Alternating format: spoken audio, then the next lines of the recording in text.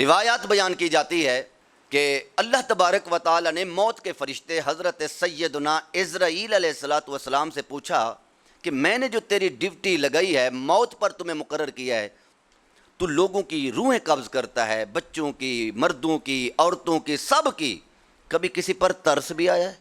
کبھی کسی پر افسوس بھی ہوا ہے کہ یہ اس کو نہیں مارنا چاہیے تھا؟ تو ملک الموت نے کہا یا اللہ، آپ کا حکم ہے، میری کیا مجال ہے کہ میں افسوس کروں، کیونکہ تیرا حکم ہے، تعمیل کرنا میرا حق بنتا ہے۔ اگر آپ کا حکم ہے تو مجھے ایک واقعہ یاد ہے، مجھے بڑا ترس آیا تھا، اگر آپ اجازت دیں تو میں بیان کروں۔ اللہ نے فرمایا بتاؤ۔ کہا کہ کچھ لوگ نے کشتی میں سفر کر رہے تھے، تو تیرا حکم تھا کہ کشتی کو توڑ دو اور سب کی روحیں قبض کر دو۔ کشتی دو ٹکڑوں میں تقسیم ہو گئی، ٹوٹ گئی، لوگوں کی روحیں قبض ہو گئیں، تو ایک پھٹے پر ایک عورت اور ایک بچہ رہ گیا تھا۔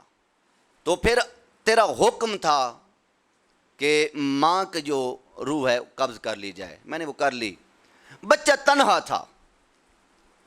تنہا تھا، میں آ گیا، ساری کشتی والے مر گئے، ایک بچہ تھا، مجھے نہیں پتا، تیرا کام تو جانے۔ اللہ نے فرمایا پھر تمہیں پتا ہے بچے کا کیا بنا؟ مالک مجھے نہیں پتا۔ اللہ نے فرمایا میں نے وہ پھٹے کو حکم دیا تھا کہ سیدھا تو ایک کنارے پر جا۔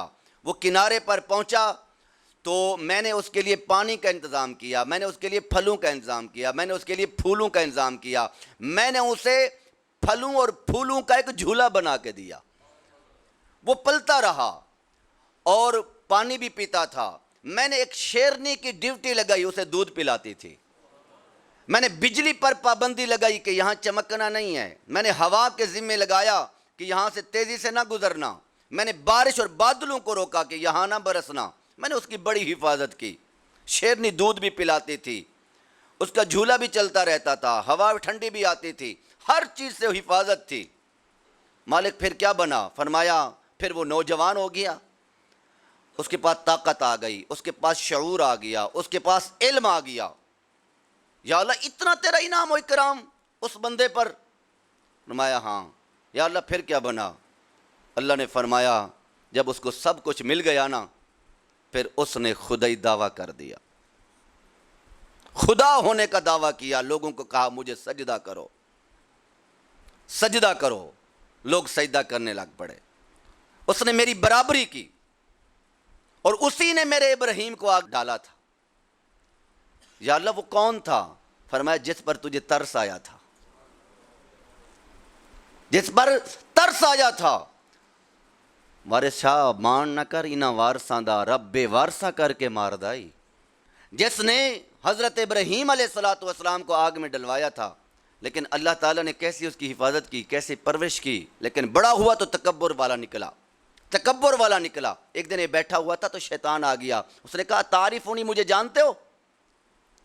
نمرود کو کہا کہ مجھے جانتے ہو؟ شیطان نے کہا، اس نے کہا ہاں نام جانتا ہوں۔ اس نے کہا کہ آپ یہ بتاؤ کہ تیرے اندر ایک صفت ایسی ہے، میں شیطان ہوں، میرے پاس علم بھی ہے، میری عمر بھی بڑی ہے، تجربہ بھی بڑا ہے، شعور بھی بڑا ہے، لیکن ایک صفت ایسی ہے جو مجھ سے بھی وہ تیرے اندر بری ہے۔ اس نے کہا وہ کون سی صفت ہے؟ تو شیطان ہے، میرے اندر کون سی صفت ایسی ہے؟